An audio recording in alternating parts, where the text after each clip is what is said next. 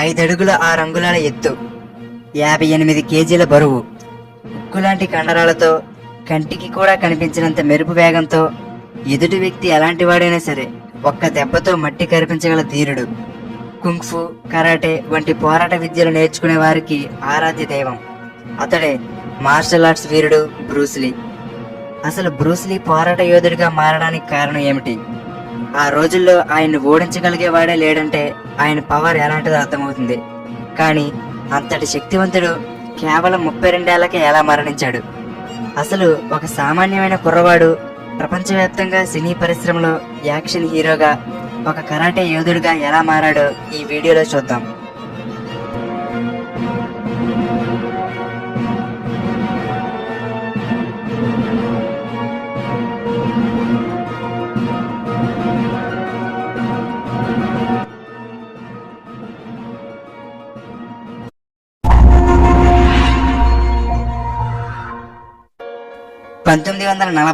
November 27వ తేదీన San ఫ్రాన్సిస్కోలో జన్మించాడు Bruce Lee.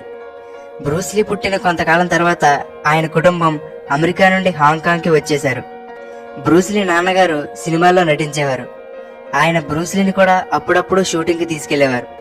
దాంతో బ్రూస్లీకి చిన్న వయసులోనే సినిమాల్లో నటించే అవకాశం దక్కింది. అలా నటనతో పాటు బ్రూస్లీ డ్యాన్స్ కూడా నేర్చుకున్నాడు. ఇదిలా ఉండగా అప్పట్లో హాంకాంగ్ లో మాఫియాల ముఠాలు, గ్యాంగులు పాలించేవి. అక్కడ బ్రతకడం చాలా కష్టంగా ఉండేది.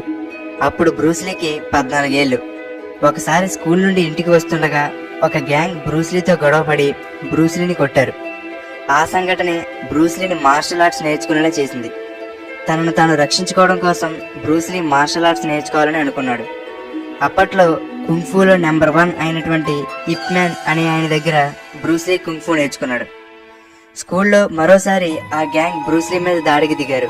కానీ ఇప్పుడు బ్రూస్లీ ఇంతకు ముందులా కాదు. ఈసారి గొడవలో ఒకడి పళ్ళు ఊడిపోయేలా, మరొకడి చెయ్యి విరిగిపోయేలా బ్రూస్లీ వాళ్ళని చితక్కొట్టాడు. దీంతో ఇంకోసారి బ్రూస్లీ గొడవకు దిగితే జైల్లో పెడతామని పోలీసులు బ్రూస్లీ తండ్రిని హెచ్చరించారు. అయితే ఈ మాఫియా గ్యాంగుల నుండి దూరంగా ఉంచడం కోసం ఆయన తల్లిదండ్రులు 18 ఏళ్ల వయసున్న బ్రూస్లీని కాలిఫోర్నియాలోని తన స్నేహితుల ఇంటికి పంపివేశారు. మళ్ళీ పుట్టిన చోటుకే వచ్చాడు బ్రూస్లీ. మొదట ఒక రెస్టారెంట్లో వెయిటర్గా పనిచేశాడు. కొంతకాలం తర్వాత యూనివర్సిటీ ఆఫ్ వాషింగ్టన్లో ఫిలాసఫీ కోర్సులో జాయిన్ అయ్యాడు. అక్కడ చదువుతో పాటు మార్షల్ ఆర్ట్స్ కూడా ప్రాక్టీస్ చేసేవాడు. ఆ మార్షల్ ఆర్ట్స్ కారణంగా కాలేజీలో బ్రూస్లీ క్రేజీ పెరిగిపోయింది. ఎంతో మంది స్నేహితులు బ్రూస్లీ దగ్గర కరాటే నేర్చుకోవడానికి ఆసక్తి చూపించేవారు. అలా స్నేహితుల కోరిక మేరకు చదువుకుంటూనే 1963లో జన్ ఫ్యాన్ గుంగ్ఫు అనే మార్షల్ ఆర్ట్ ఇన్స్టిట్యూట్ స్టార్ట్ చేశాడు.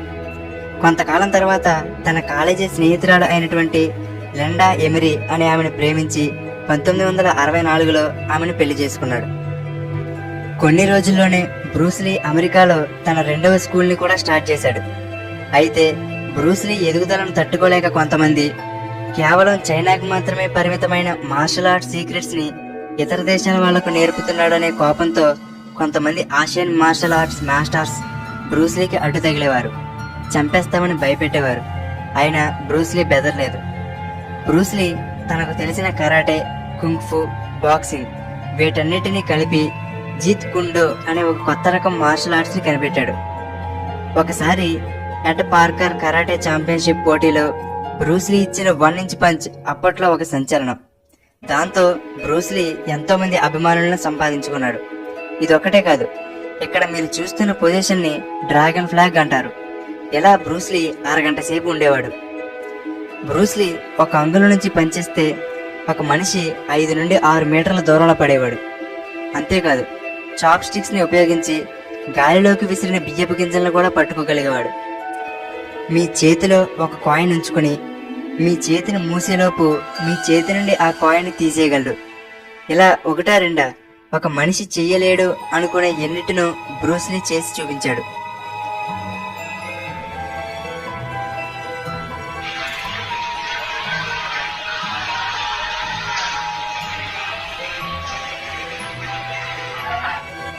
పంతొమ్మిది 1965లో బ్రూస్లీకి ఒక కొడుకు పుట్టాడు.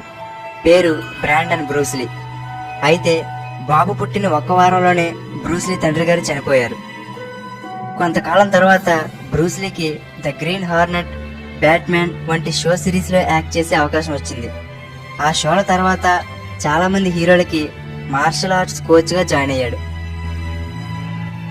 1970లో ఒకసారి వెయిట్ లిఫ్టింగ్ చేస్తుండగా బ్రూస్లీ వెన్నుపాము బాగా దెబ్బతింది.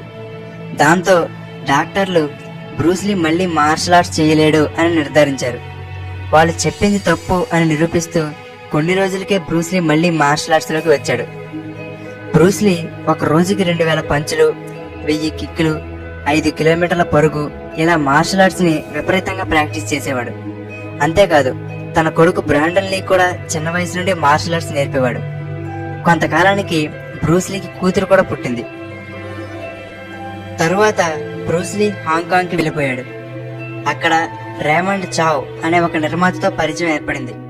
అతనితో కలిసి తీసిన ది బిగ్ బాస్ అనే సినిమా ఆసియాలోని అన్ని బాక్స్ ఆఫీస్ రికార్డులను బద్దలు కొట్టింది.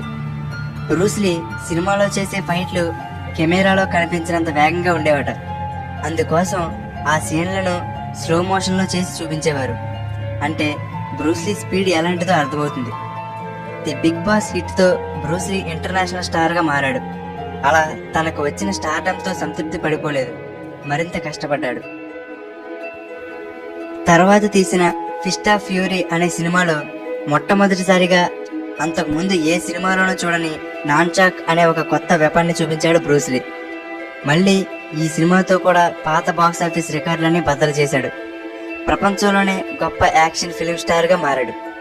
ఆయన తీసిన వే ఆఫ్ ద డ్రాగన్ అనే సినిమాకి బ్రూస్లీయే writer, choreographer, producer, hero, fight master, director గా పనిచేశాడు. ఈ సినిమా కూడా సూపర్ హిట్ అయింది. తర్వాత వార్నర్ బ్రదర్స్ తో కలిసి ఎంటర్ ద డ్రాగన్ అనే సినిమా తీశాడు. ఇది రిలీజ్ అవడానికి కొద్ది రోజులు ఉంది అనగా బ్రూస్లీ తన తర్వాత సినిమా గేమ్ ఆఫ్ డెత్ అనే సినిమా గురించి ఆ సినిమాలోని హీరోయిన్ అయినటువంటి బెట్టీ టింగ్ ఇంట్లో చర్చిస్తూ ఉండగా బ్రూస్లీకి విపరీతమైన తలనొప్పి వచ్చింది. దాంతో బెట్టీ బ్రూస్లీకి యాక్వాజెసిక్ అనే టాబ్లెట్ ని ఇచ్చింది. అది వేసుకుని బ్రూస్లీ ఒక గదిలోకి వెళ్లి నిద్రపోయాడు. అంతే, మళ్ళీ ఇంకా లేవలేదు. ఎంతసేపటికి లేవకపోవడంతో హాంకాంగ్ లోని బాప్టిస్ట్ హాస్పిటల్ కి తరలించారు. కానీ లాభం లేదు. 1973 జూలై 20వ తేదీన తనకు 32 ఏళ్ల వయసులో బ్రూస్లీ కన్ను మూశాడు. ప్రపంచాన్నంతా కుదిపేసిన వార్త అది. ఆయన ఎంతో కష్టపడి తీసిన ఆయన కెరీర్ లోనే అతిపెద్ద సినిమా అయినటువంటి enter the dragon cinema release అవడానికి ఒక వారం ముందుగానే ఆయన మరణించారు. బ్రూస్లీ చనిపోవడానికి కారణం సెరిబ్రల్ ఎడిమా అని, అంటే తలనొప్పి తగ్గడానికి ఆయన వేసుకున్న యాక్వాజెసిక్ టాబ్లెట్ వికటించడంతో మెదడులో నీరు చేరి మెదడు వాపుకు గురవడంతో ఆయన చనిపోయాడని డాక్టర్లు తేల్చారు. అయితే బ్రూస్లీ మరణం వెనకాల ఇప్పటికీ ఎన్నో అనుమానాలున్నాయి. బ్రూస్లీ మీద కోపంతో ఉన్న హాంకాంగ్ గ్యాంగులు గాని, చైనా మార్షల్ ఆర్ట్స్ సీక్రెట్స్ ని ప్రపంచమంతటికీ చెప్పడనే కోపంతో కొంతమంది ఆసియన్ మార్షల్ ఆర్ట్స్ మాస్టర్స్ గాని, చాలా తక్కువ సమయంలోనే ఎంతో పేరుని సంపాదించుకున్నాడనే అసూయతో సినీ పరిశ్రమలోనే కొంతమంది మాఫియాతో చేతులు కలిపి బ్రూస్లీని చంపించి ఉంటారని ఎన్నో అనుమానాలున్నాయి. కానీ బ్రూస్లీ మరణానికి మాత్రం సెరిబ్రల్ ఎడిమానే కారణమని సైంటిఫిక్ మెడికల్ ఎవిడెన్స్ లో తేలింది. బ్రూస్లీ అంత్యక్రియలు జరుగుతున్న సమయం అది. హాంకాంగ్ రోడ్లన్నీ జనాలతో నిండిపోయాయి. కొన్ని వేల మంది జనం ఆయన అంత్యక్రియలో పాల్గొన్నారు. బ్రూస్లీ కేవలం ఫైటర్ మాత్రమే కాదు, గొప్ప ఫిలాసఫర్ కూడా. తూర్పు మరియు పశ్చిమ దేశాల మధ్య సంస్కృతి సంప్రదాయాలను కలిపిన మొట్టమొదటి హీరో అతను. ఆయనకు ఉన్న ఫ్యాషన్ మరియు టాలెంట్ ఆయన్ని గ్రేట్ యాక్షన్ ఫిల్మ్ స్టార్ గా మార్చాయి. ఇన్ని సంవత్సరాలు గడిచినా మళ్ళీ అలాంటి వీరుడు, నటుడు రాలేదు. బ్రూస్లీ మరణం ఒక మిస్టరీనే కావచ్చు, కానీ ఆయన జీవితం మాత్రం ఎప్పటికీ చెరిగిపోని ఒక హిస్టరీ. అందుకే టైమ్స్ మ్యాగజైన్ బ్రూస్లీని 20వ శతాబ్దంలో అత్యంత ప్రభావితం చేసిన వ్యక్తుల్లో ఒకరిగా చేర్చింది. కేవలం బ్రూస్లీని ఆదర్శంగా తీసుకుని కరాటే, కుంగ్ఫూ నేర్చుకున్న యువకులు ఎంతో మంది ఉన్నారు. ఆయన చనిపోయి ఇన్ని ఏళ్లు గడుస్తున్నా ఆయన చేసిన ఫైట్లు, చెప్పిన ఫిలాసఫీలు, నేర్పిన విద్యలని ఇప్పటికీ లోకం గుర్తుపెట్టుకుంది. అంత చిన్న వయసులోనే ప్రపంచంలో చెరగని ముద్ర వేసుకున్న బ్రూస్లీ జీవితం మనందరికీ ఆదర్శం.